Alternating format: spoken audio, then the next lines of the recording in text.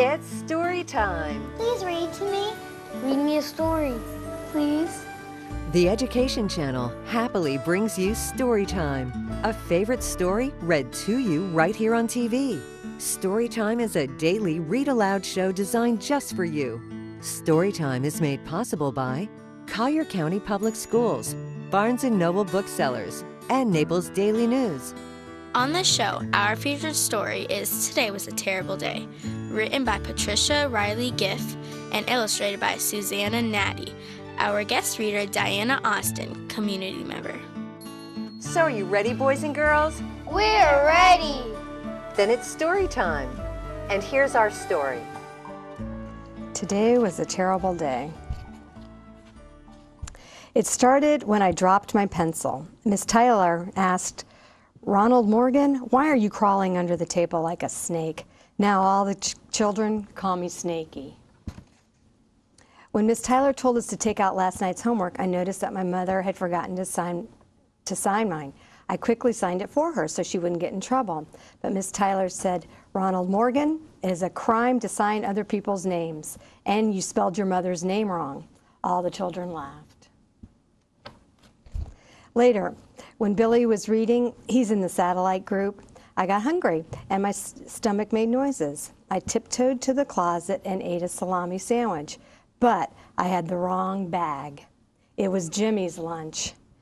"Ronald Morgan, is that you chewing?" Miss Tyler asked. All the children looked at me, and Jimmy cried because he didn't want my sandwich. Then, when Alice was reading, she's in the Mariners, my group had to do a workbook page.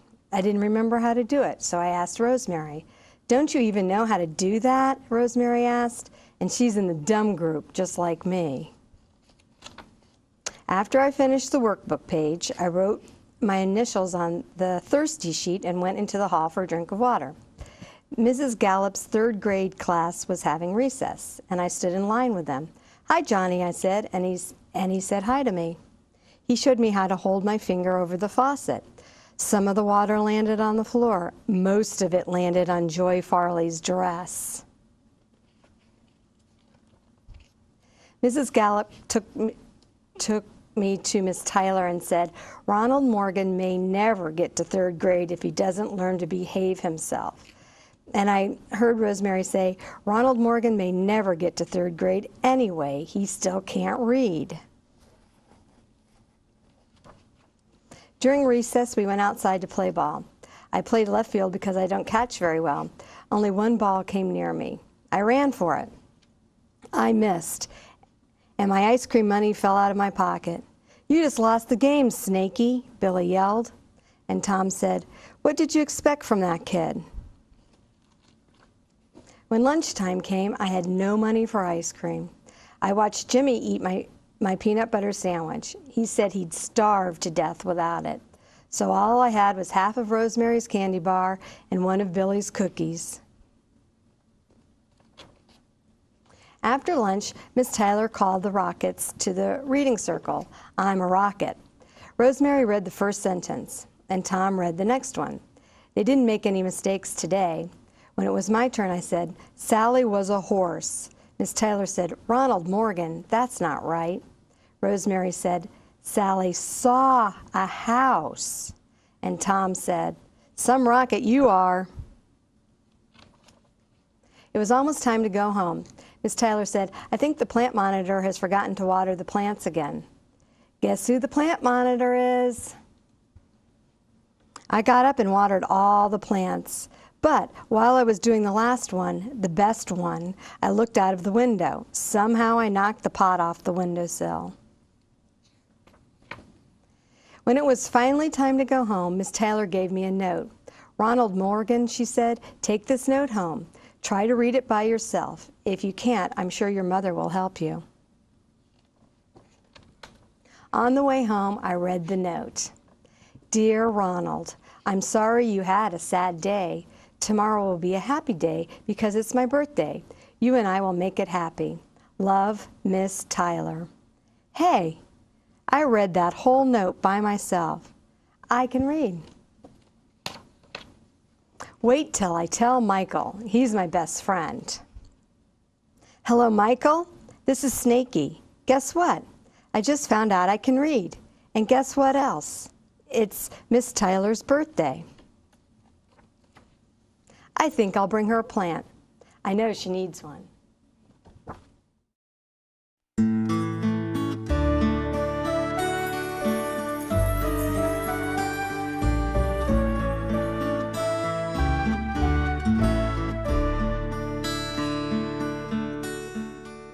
This is the Education Channel, home of Storytime, the daily TV read-aloud show. Our next story is Mystery at the Club Sandwich, written and illustrated by Doug Cushman. Our guest reader, Linda Mejia, community member. My name is Nick Trunk. I am a detective. People hire me to find things. I do not charge much. I work for peanuts. One morning, the door to my office opened. In walked a beautiful lady. She looked like Trouble. My name is Trouble, she said. Maggie Trouble. Are you Nick Trunk? That's my name, I said. I work for Lola Gale, the famous singer, Maggie said. She's lost her marbles. Excuse me, I said. She has a bag with 6 marbles in it, Maggie said. She calls them her lucky marbles. She keeps them in her dressing room at the Club Sandwich. She sings there every night. Last night, after her first song, she looked for her marbles. They were gone. She thinks they were stolen. She sent me to get you. Where is Lola now? I asked. At the Club Sandwich, Maggie said. She hasn't left her dressing room since last night. I will take your case, I said, but I need to be paid now, in peanuts. I don't have any peanuts, said Maggie, just an empty jar of peanut butter and a box of peanut brittle. The brittle will do for now, I said. Let's go to the club. We went to the Club Sandwich. Lola was in her dressing room. You must be Nick Trunk, she said. That's my name, I said. Can you find my marbles, she asked. I've had them since I was a little girl. They are very sparkly. They bring me good luck. Tell me what happened, I said. Every night before I sing, I hold my marbles, said Lola. I did the same thing last night. Then I went on stage to sing my song. It was a short song, only 3 or 4 minutes. When I returned to my dressing room, I looked for the marbles. They were gone. I looked everywhere. Maggie helped me. And you haven't moved from this room since last night? I asked. No, said Lola. I spied something on the floor. Does this feather belong to you? I asked. No, said Lola. I don't like feathers. I put the feather in my pocket. I looked around some more. Do you see this smudge on the door? I asked. Yes, she said. I sniffed it. It's peanut butter, I said. Very expensive peanut butter. I never eat peanut butter, said Lola. It sticks to the roof of my mouth. Then I can't sing. All I can do is hum. Maybe the thief left it, I said. I'm going back to my office. I will call you if I think of anything else. On the way back to the office, I stopped at a grocery store. I sniffed 15 different jars of peanut butter. I found the one I wanted. La Peanut Goo, I said, reading the label. Just as I thought. This is the kind that was on Lola's door. Back at my office, I looked at the feather. It was an ostrich feather. There are not many ostriches living in this city, but ostrich feathers are used for costumes. Costumes at clubs. Clubs like the Club Sandwich. Maybe someone who worked at the club had stolen the marbles. I had to go back. Maybe if I found someone who liked ostrich feathers and peanut butter, I would find the thief. I drove to the club and parked my car in the alley. It was dinner time. I was hungry, so I had a peanut butter omelet. It was good, very good. Lola had just finished singing. A magician walked out on stage. He performed card tricks and pulled a fish out of a hat. He was good, but clumsy. When he performed the disappearing peanut butter jar trick, the jar vanished with a wave of his hand. But then he dropped the jar. An ostrich feather magically appeared. But then he sneezed. More feathers and jars of peanut butter. Was the magician a crook?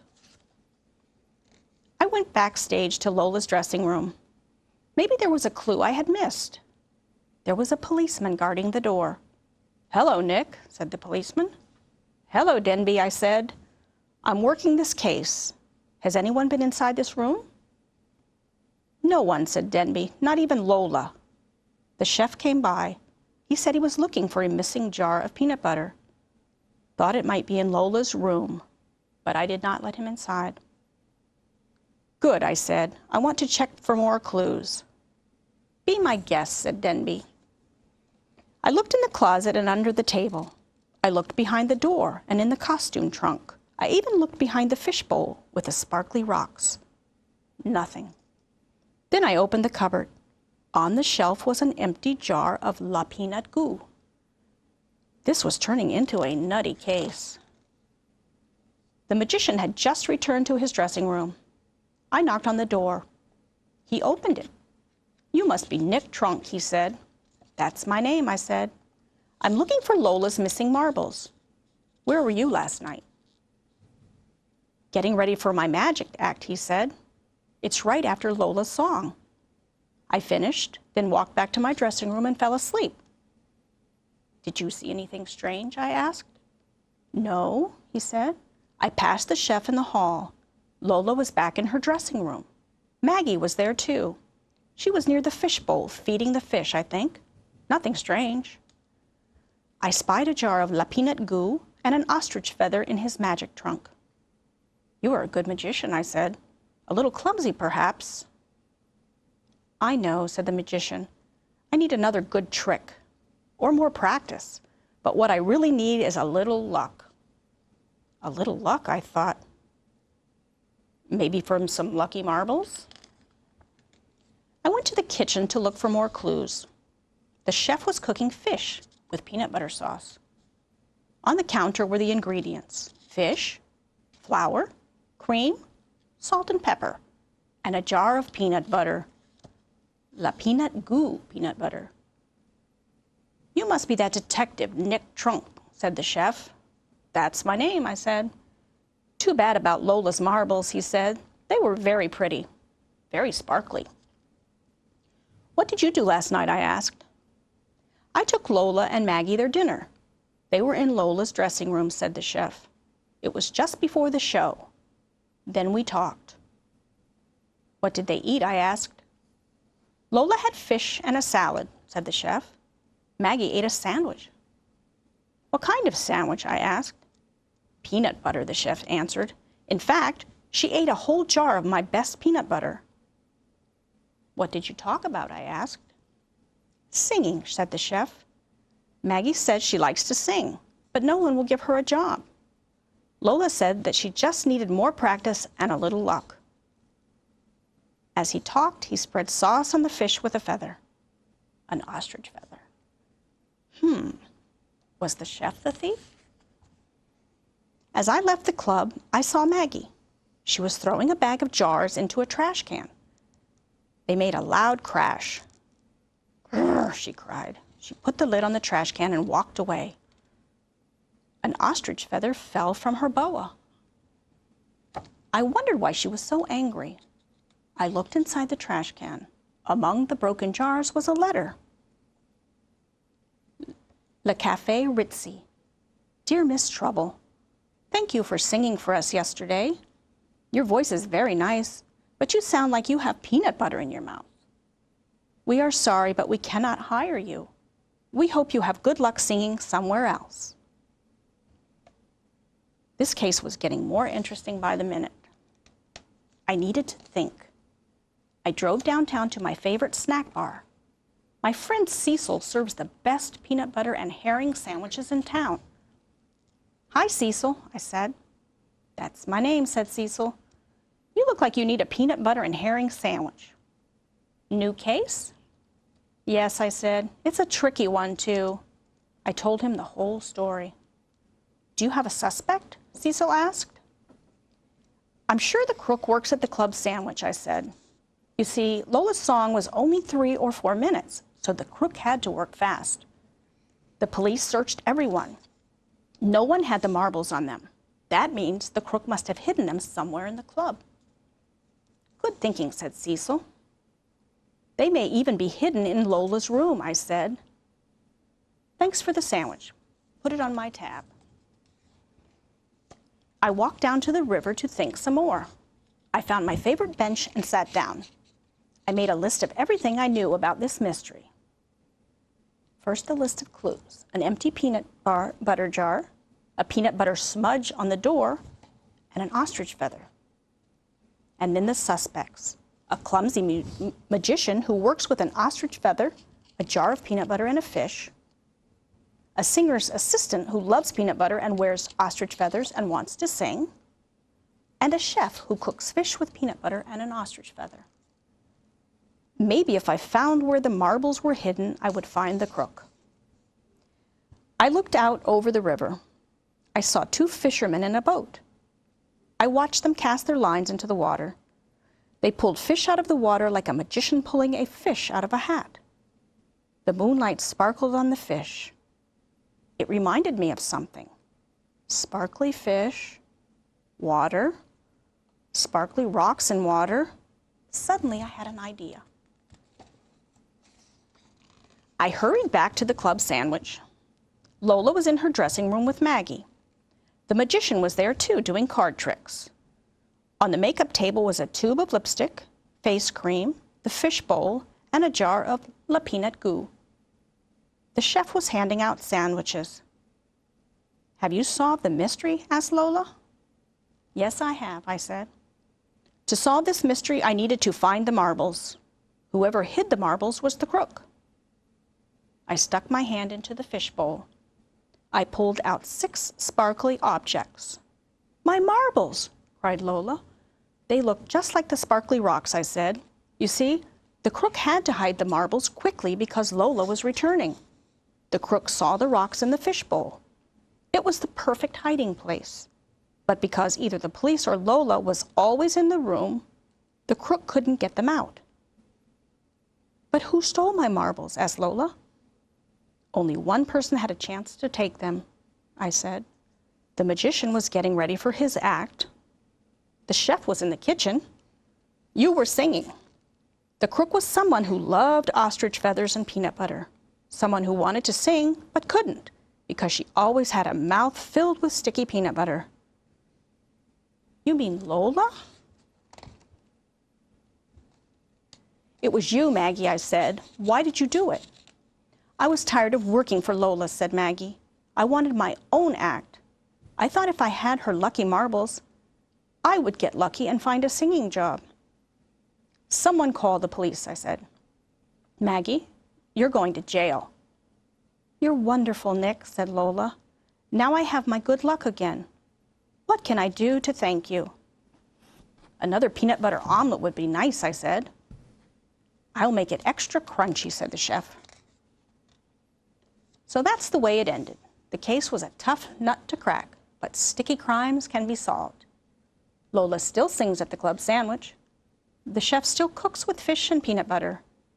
The magician is still clumsy and pulls fish out of a hat. As for me, I still work for peanuts.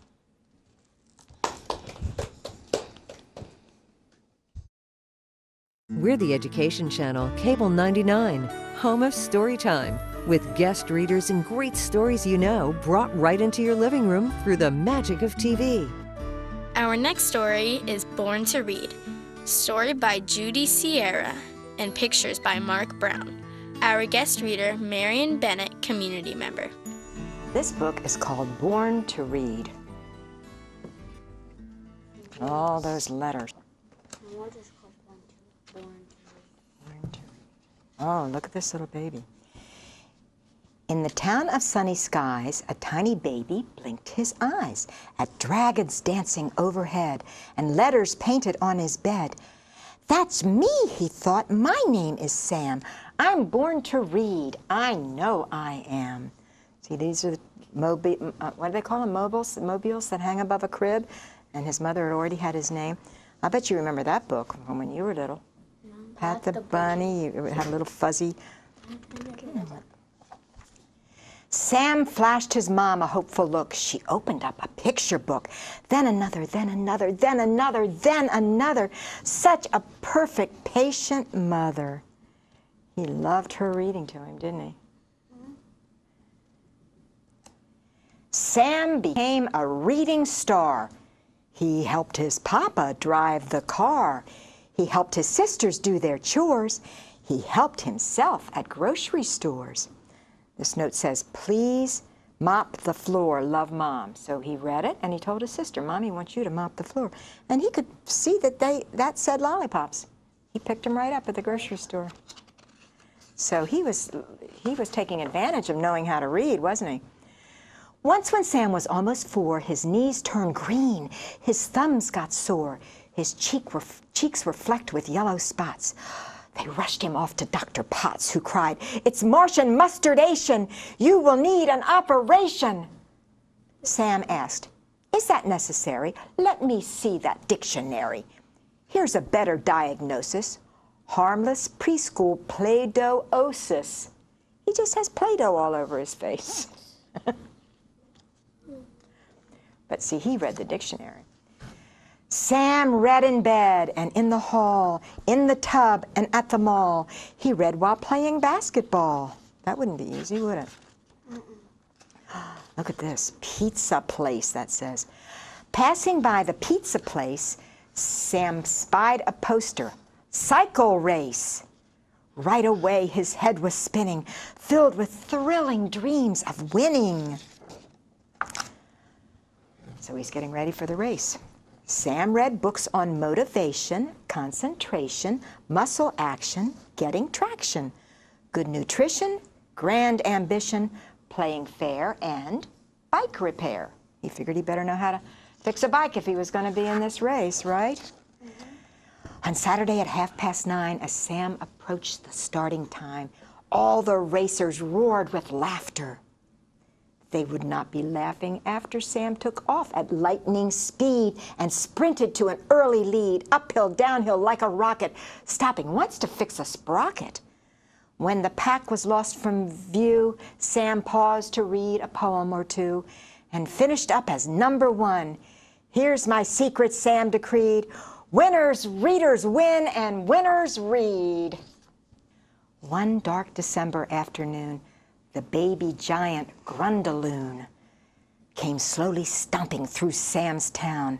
He turned the playground upside down, kicking buckets, squashing balls, grabbing teddy bears and dolls. And since he was a truck-sized lout, no grown-ups dared to call time out. Look at, he's taken all the children's toys. Look how big he is. Ooh. He's huge. He's a giant. When Grundaloon had lurched away, the townsfolk cried, he's gone, hooray! But what if he comes back, Sam wondered. Think of all the things he plundered. You know what plundered means? Yeah, like he cried and, you know. That means it's breaking and stealing. Look at all the things he just ruined and took. And Sam gathered picture books and snacks and traced the naughty giant's tracks around the lake, across the bridge, and found him resting on a ridge. He still has all the town's kids' toys, doesn't he? He's throwing them over the cliff. Why? I don't know. I don't know. He looks a little scared there, though, doesn't he? Here comes poor Sam. Sam's probably a little scared. Oh. Fee, fi, fo, fum, the giant said. I'll grind your books to make my bread. No, no, said Sam. Have cake instead. Let's read about a silly cat, a caterpillar getting fat, an alphabet that climbs a tree, a friendly aardvark from TV.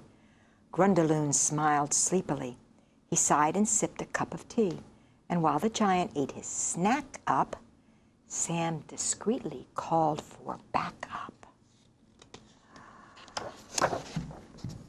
Responding to Sam's SOS, a cargo jet from UPS transported Grundaloon Express back to his mommy giantess. Look, now he's going to be back with his mother and he won't bother anybody.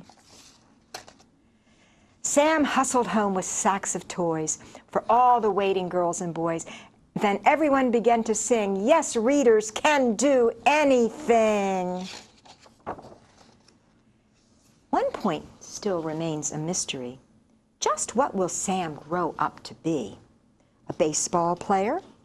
A city mayor? A firefighter? A mystery writer?